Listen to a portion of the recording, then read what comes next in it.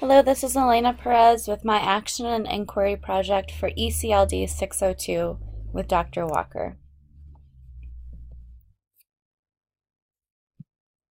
The guiding questions for my project were: how are my students affected by the decisions and opinions made in a Thompson School District Board meeting?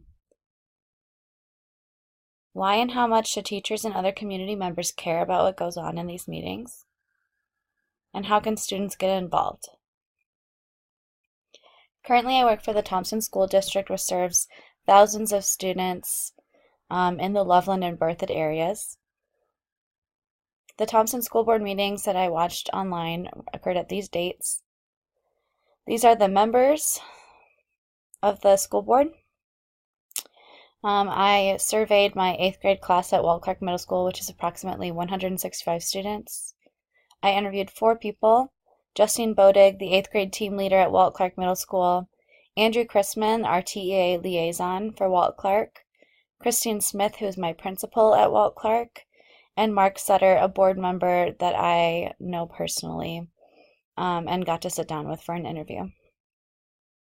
Let's start with what my students knew. I wanted to know if they even knew what a school board was and kind of what their opinions were about what the school board should do. So I gave them a Google Forms survey that they did via iPads. And the first question I asked them is, what is a school board? And I gave them multiple answers, and they got to select as many answers as they wanted. The first answer was a group of locally elected public officials entrusted with governing a community's public schools.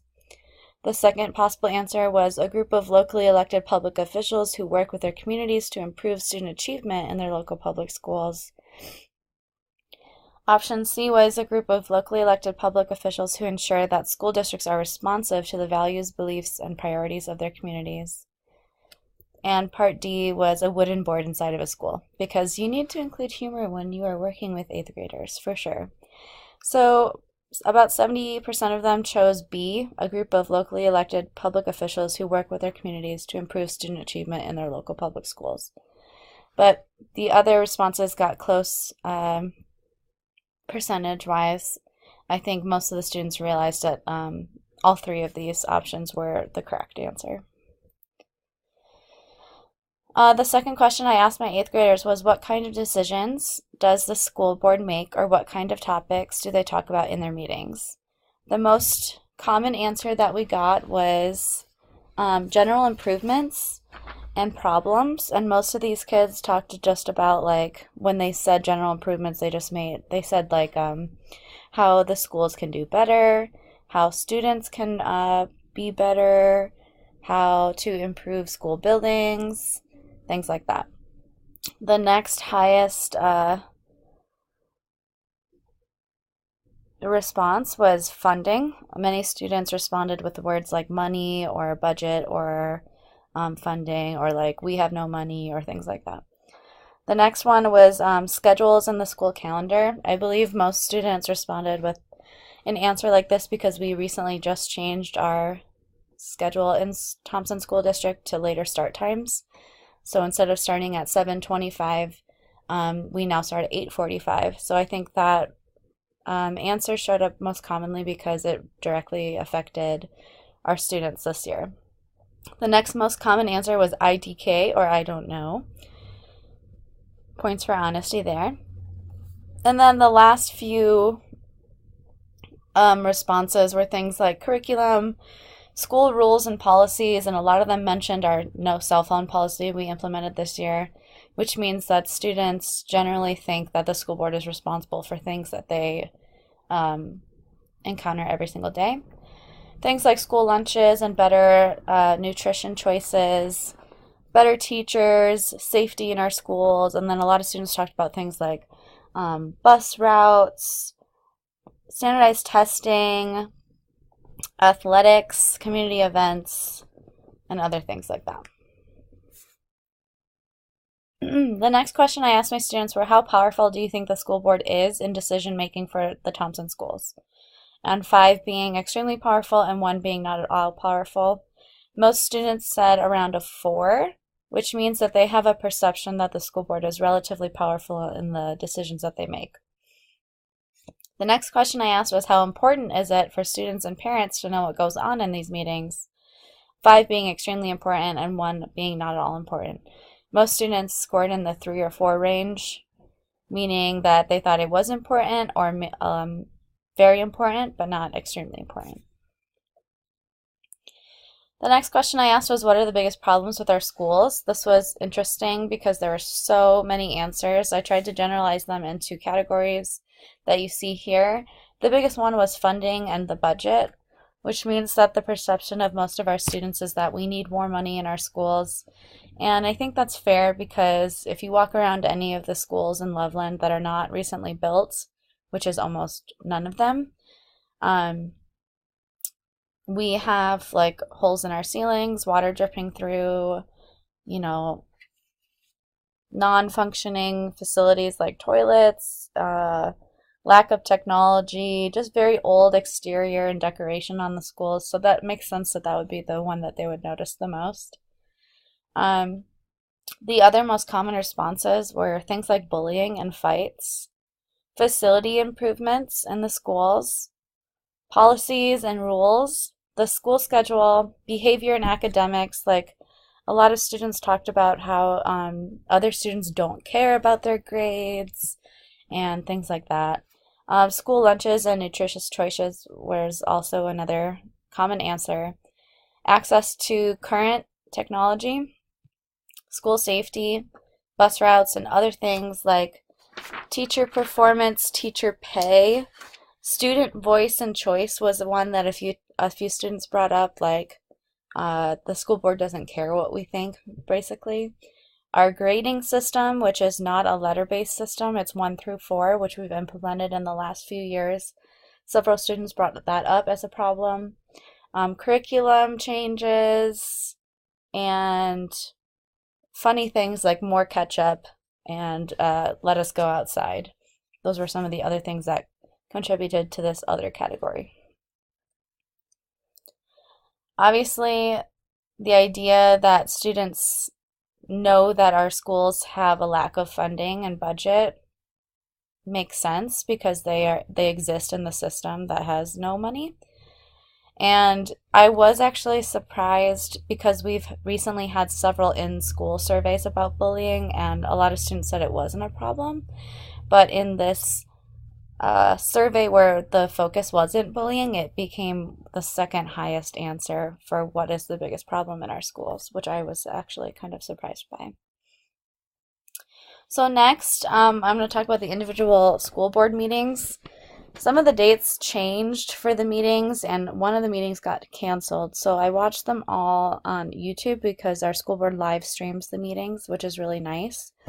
So I just kind of watched the live streams, and I'm going to attempt to summarize what happened in each meeting that I viewed. The first meeting was on October 3rd.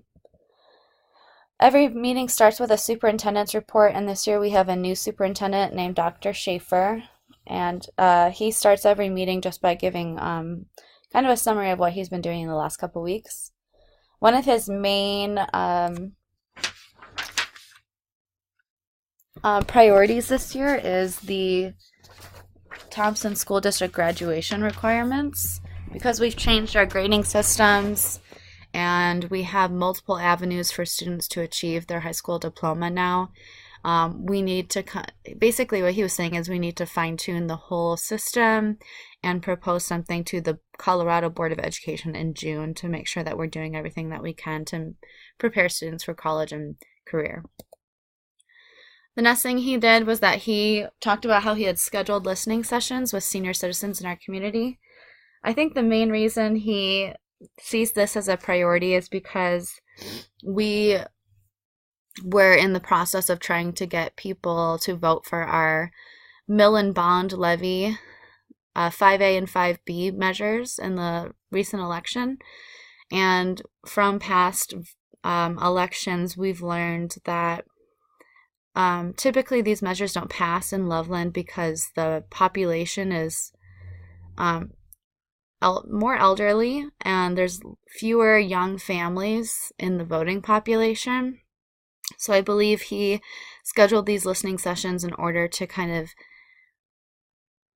communicate with the senior citizens in our community why it is so important that they do support our public schools, even if they don't have students in the schools at this time. The next thing that he talked about were a couple dual language programs that are in place at 2 of the elementary schools in our district and how they're thriving. This was really cool because obviously this class talks a lot about multicultural and multilingual education. And so in a school district that's predominantly white, I was very excited to hear that he was praising multicultural programs such as these. Next, the meetings open up to public comments. The first speaker at this meeting was the mayor of Berthoud, and he was speaking out in favor of 5A and 5B, the mill and bond levy. The next speaker was a community member and a mother who was speaking out in favor of 5A and 5B, who she's married to a teacher in the district, and she was talking about how, teachers need more competitive pay and things like that. Then the main focus of the meeting was 2 elementary school principals. They came to speak because their schools had been placed on turnaround status based on CMAS data, but both of their schools were able to come off of the turnaround status and actually went to performance status, which is the highest level you can be according to the state. The main avenues they used to achieve this was more classroom observations and more feedback. They hired an instructional coach who worked one-on-one with teachers. They had more professional development, and they encouraged peer observations of their staff. So essentially, they just increased accountability. They made their goals extremely transparent and made it possible for teachers to teach in a way that would help them turn around. An interesting part about this turnaround status is that schools receive funding in order to turn their schools around. So the first year they got $50,000. The second year they got $100,000 because it's supposed to be a 2-year thing. And then the third year they receive $50,000 to maintain whatever changes that they've implemented. The third part of the meetings is discussion items. There's still lead in the water of some of our schools, which is kind of shocking to me, but also the fact that Thompson Schools District just has such low funding for facility improvements, it shouldn't be that surprising. Anyway, they're working on it. The Medical Marijuana Administration bill, where schools can administer medical marijuana to students. The school district decided to opt out of this program, I think mainly just to avoid trouble with parents and students and things like that. So the main focus of this meeting to me was the turnaround status of these 2 schools, because the school board was very, very celebratory towards these principals, as they should be, because they really worked hard and turned their schools around. The next meeting was on 17th. The superintendent's report this time, he talked about a program that we have called CareerWise, which is for high school juniors, and it's for apprenticeships within industries. So they can earn wages and experience. At the end of the 3-year program, they receive certification in whatever industry they were working in, and it is and they gain contacts in a professional network. So it's a really cool way for students to gain high school credit, work experience, but not in a typical desk in a classroom format. It's a really awesome program that we have in the school district. He talked again about graduation requirements because this is one of his goals this year, just kind of fine-tuning our expectations for the presentation in June to the Colorado Board of Education. And then he spoke briefly about our homeless student initiative and how many people don't really know this, but we have a large number of students who are homeless and the programs in place to help these kids. Next, the meeting opened up for public comment. There was the Kids Pack organizer who talked about the next fundraiser. Kids Pack is a great organization that we have in the district that works to feed underprivileged families and get them the resources that they need. Then we talked about the SRO partnership with the Loveland Police Department, school resource officers, and just improving the training for school resource officers and making sure that they are completely qualified for every scary situation that could occur nowadays. Then they talked about the National Principals Month and Classified Staff Appreciation. One of their goals as a board this year is to celebrate the successes of our district some more, so I think that's why this was on the agenda. And then the director of Northern Colorado YMCA's came in, and they're building a giant new YMCA facility in Berthoud that will house a preschool, and so there was discussion of the community connections there. Then we had someone talk about open enrollment and how what the process is like for people who want to choose specific schools within the district, but they may not live in that attendance area, and so on. And then they talked more about 5A and 5B because the election was coming up at this point, and there was still a huge focus for our district. The main focus of this meeting, I think, was talking about support for our underprivileged students, things like with the Homeless Student Initiative and the Kids Pack fundraiser. They got the most time on the agenda that day. The next meeting was November 17th. This was a 3-hour live stream, and there was a lot of things that they covered in this meeting. In his superintendent report, Dr. Schaefer was celebrating the fact that our 5A and 5B mill and bond levy passed with about 60% of the vote, which is just awesome. Then he started talking about some celebrations within the athletics department at different schools. Public comment opened up, and there's several people who just wanted to celebrate the fact that our 5A and 5B measures passed and thank people for, promoting it and working towards that. The discussion items, Dr. Schaefer came up with his 3 goals for this year, and the first one was academic achievement, and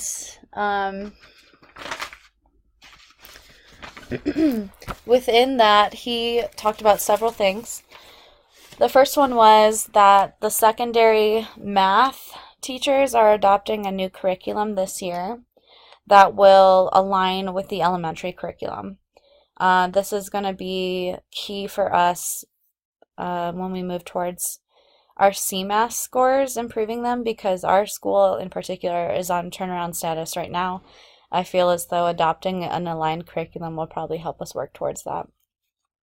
He also talked about adopting an elementary literacy program or curriculum. He discussed credit recovery for high school seniors, so kind of trying to lower that dropout rate and make it more possible for these kids to recover from whatever credits they've missed so that they can graduate. He talks about social emotional behavior and education and MTSS, multi-tiered support systems, all related to the goal of academic achievement. And the metrics he discussed using for this goal were CMAS scores, graduation and dropout rates, PSAT and SAT scores, and CMAS participation rates. The next goal he discussed was healthy culture. And what he meant by this was our retention of staff was the main kind of point that he had here. So he discussed that he wanted our district to have competitive pay compared to other districts. They have a tuition reimbursement program for teachers who are working towards higher degrees. He wanted to survey the schools and the staff to get kind of a picture of what the climates were. He talked about using exit interviews effectively to figure out why teachers were leaving. And then he wanted to celebrate successes with our staff members more to make them want to stay. Apparently we have a problem with staff retention, and that's why it's one of the goals.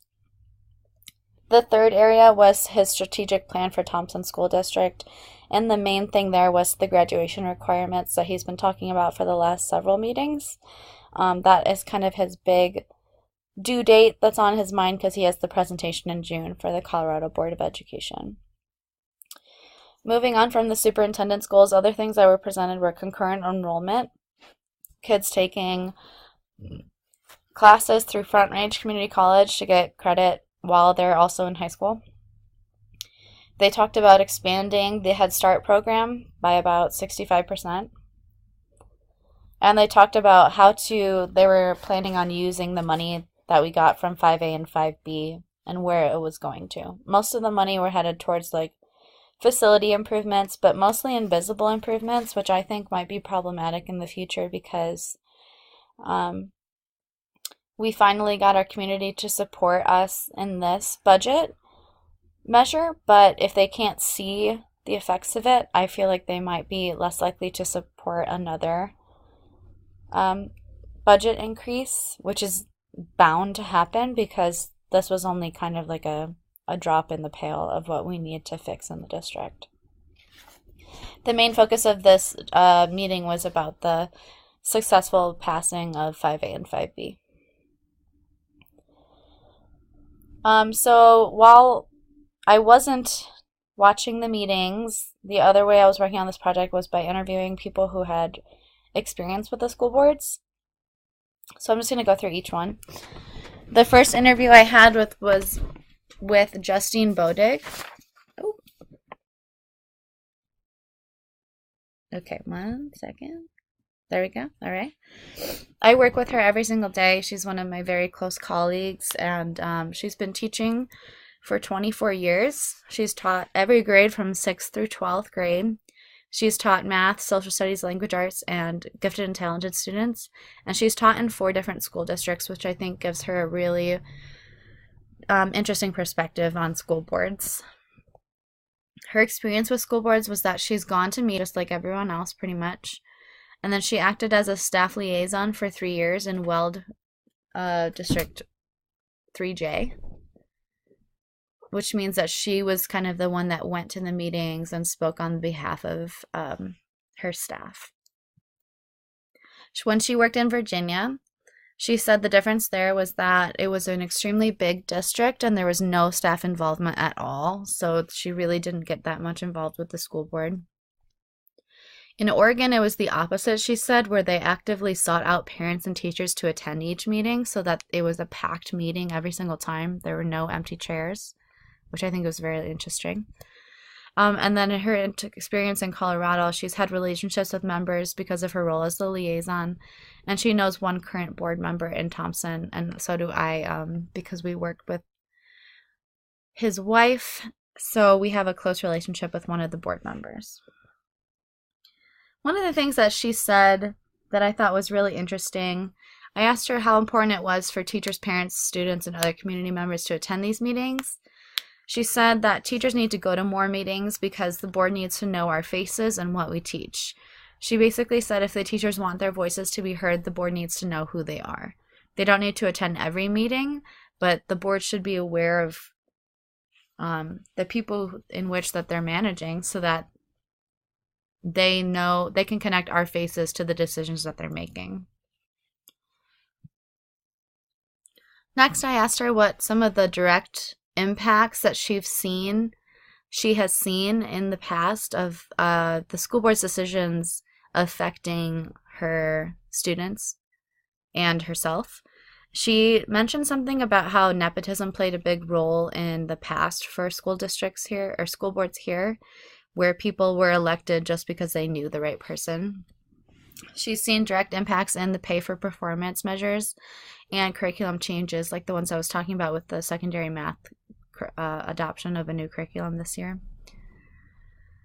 A few years ago in 2015, our community and staff overthrew all of the board members and elected all new members because there was a lot of unrest and tension between the school board and the community and teachers.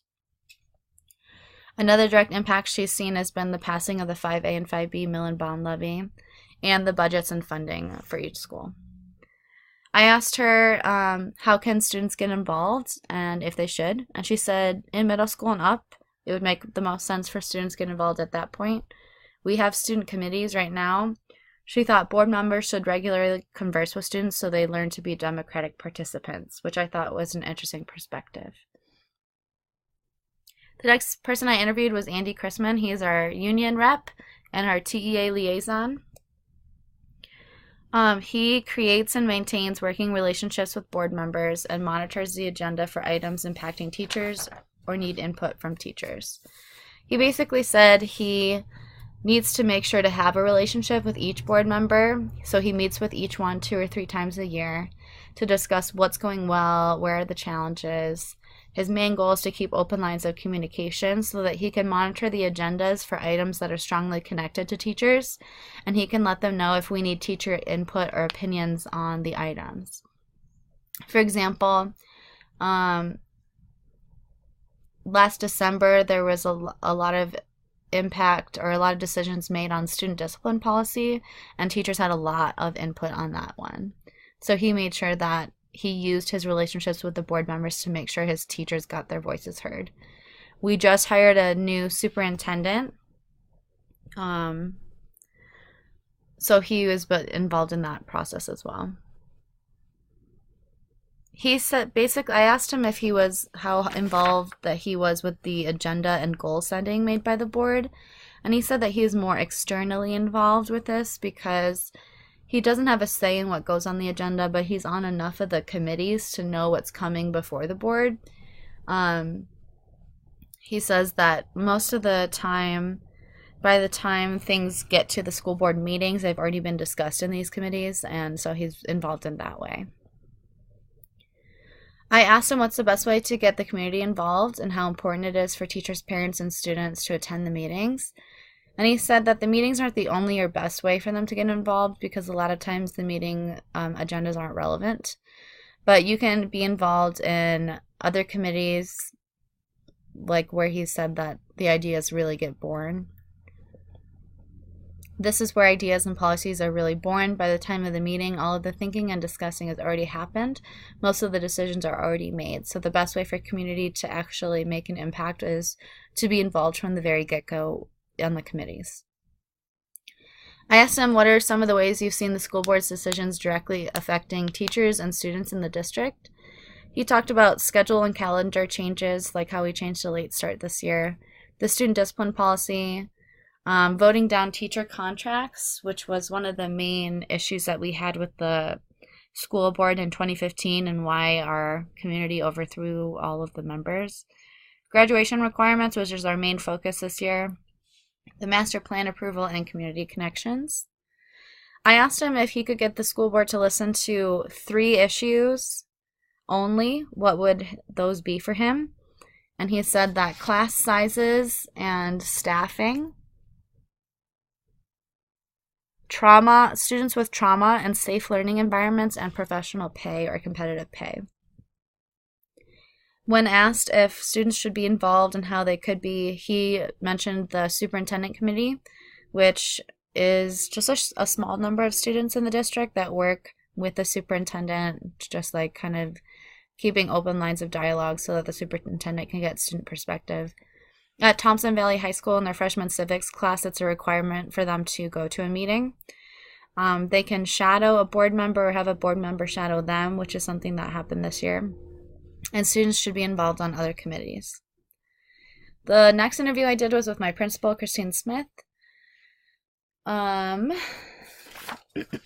asked her what is her role as a principal in regards to the Board of Education. She said, my role is to support the mission and vision of the district and school district board. I asked her, how involved are you with the agenda and goal setting made by the board? She said, I'm involved by receiving updates to the director of secondary and learning services.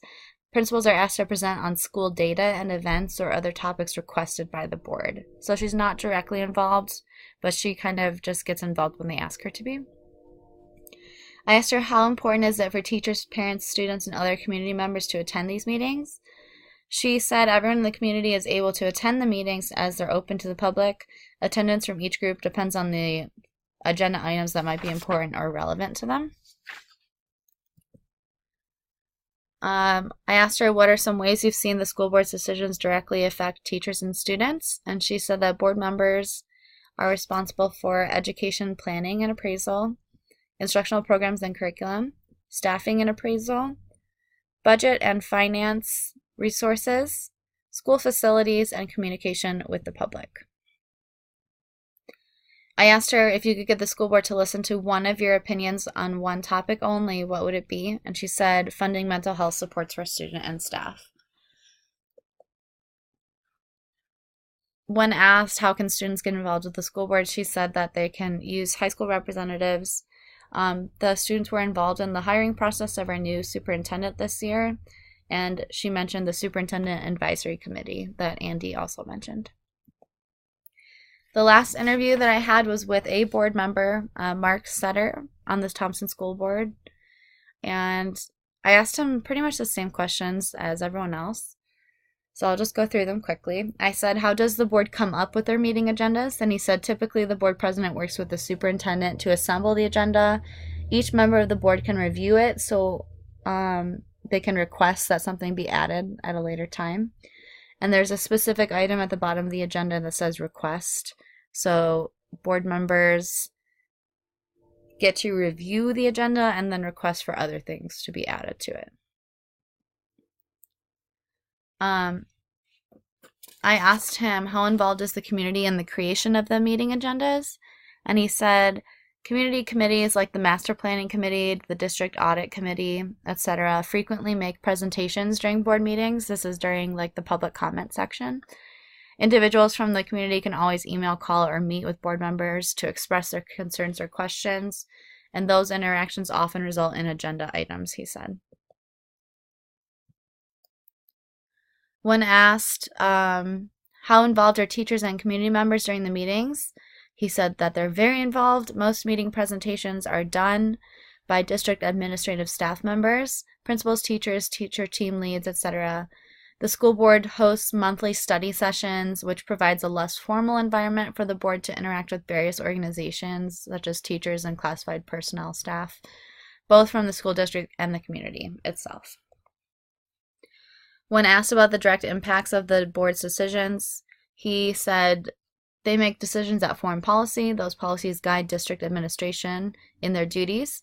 For example, they recently discussed class sizes, and the board established policies that limit class sizes. Those policies are then used by the Human Resources Department and principals at each school when forming their class schedules.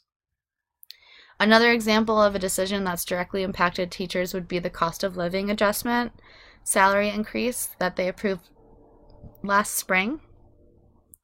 Another example of direct impact on students is the decision to approve different facility changes. For example, at Berthoud Elementary and Ivy Stockwell Elementary, they just added 4 new modular classrooms, which will decrease the class sizes. Our school district is just very, very overgrown right now. I asked him what the goals are for the school board this year, and he said one major objective of the board started in the spring was the passage of the November mill levy override on 5A and 5B that I'd mentioned before.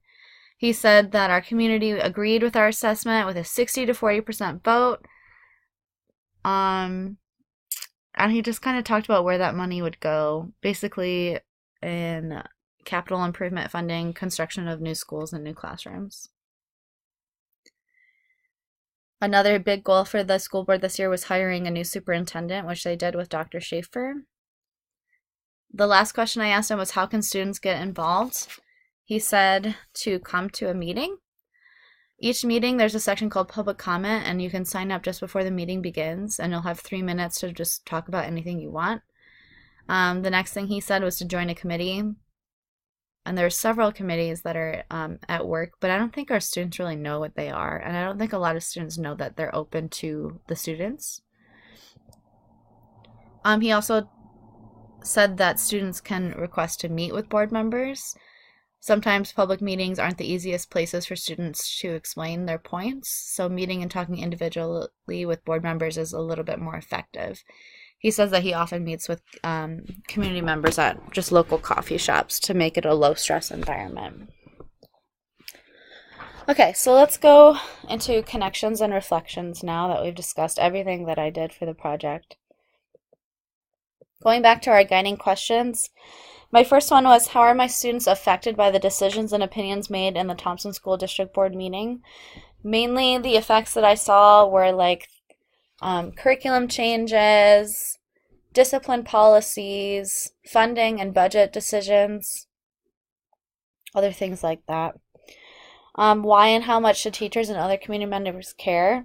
The main impression I got here was that um, obviously you should care, but you don't need to care about everything that goes on in the school board meetings because there's just a wide scope of the things that they cover.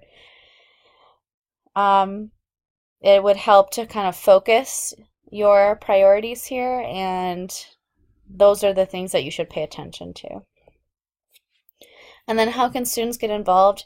There's really not that many ways for them to get involved, but I'm not sure if that's like super devastating for them. There should be more ways for them to be just aware of what goes on because most students didn't really know what a school board was before I asked them. They could kind of guess, but they hadn't really thought about it before. Some other things that I've learned: it's important for teachers to be aware and serve on the committees and attend the meetings when things are relevant to them. One of the major points that I pulled out was that almost every decision that the school board makes, the planning and the discussion of those items happens first in the committees that teachers can serve on. So I think it's a little more important for teachers to be on the committees than to attend all the meetings.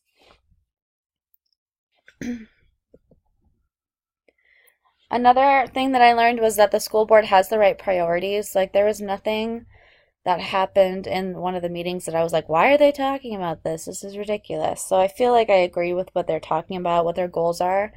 It's just that they have an insurmountable number of improvements to tackle in this district and very little resources to use.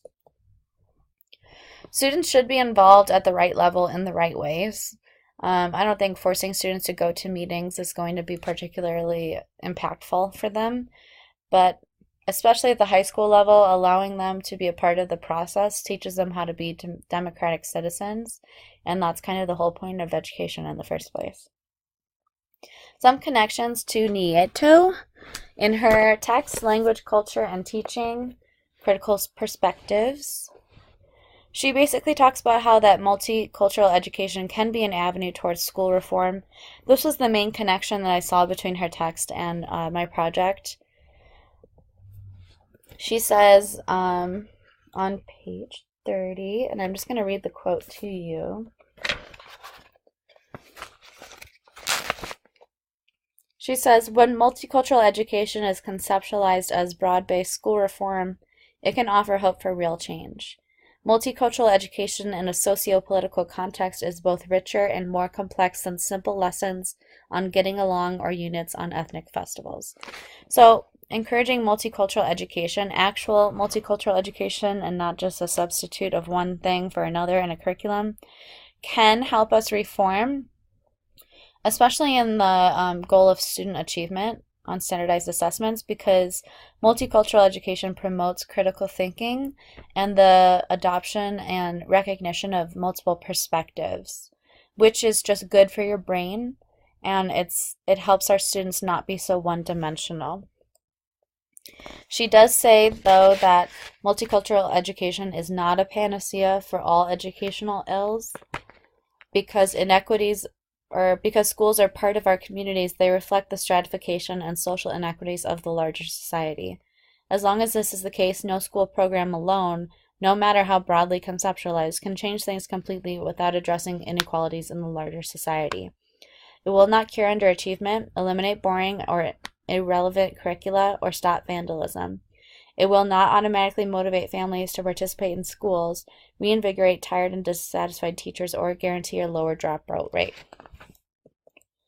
However, in her discussion of different levels of support for multicultural education, it's still relevant to me because I would say most of the schools in Thompson School District are at a monocultural level right now.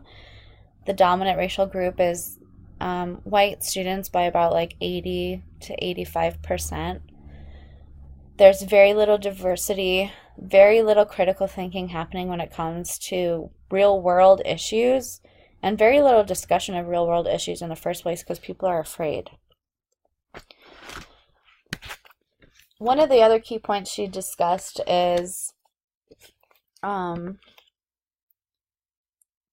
being mindful of how some students are favored over others in our current system.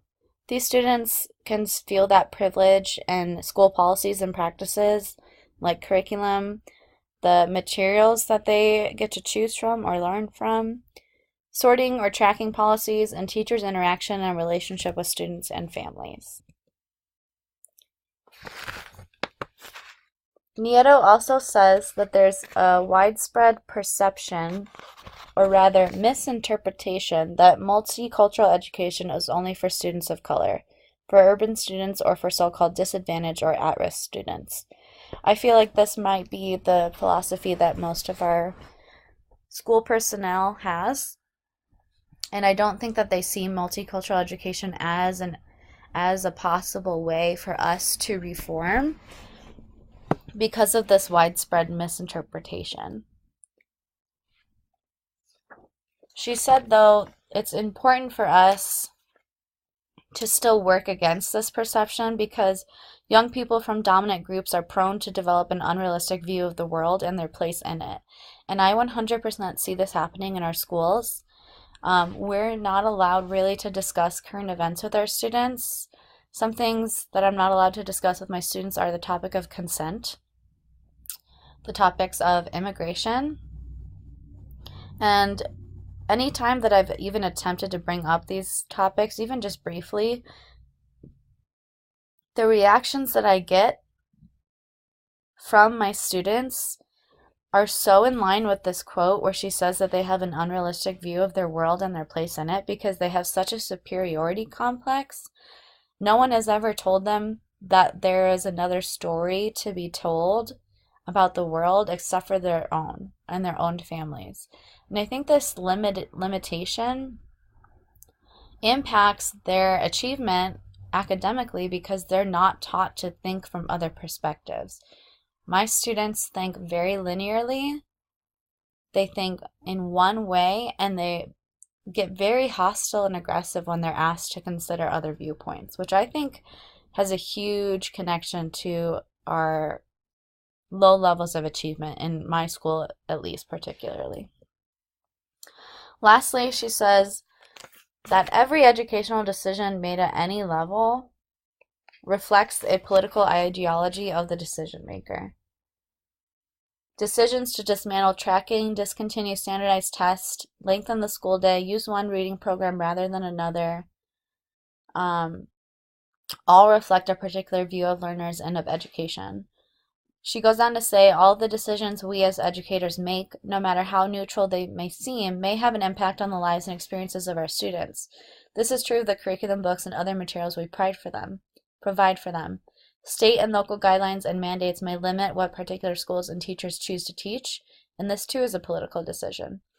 So my last point, I suppose, is that what I've learned from seeing these school board meetings and interviewing these people and talking with my students and reflecting on my own is that our school district is very monocultural.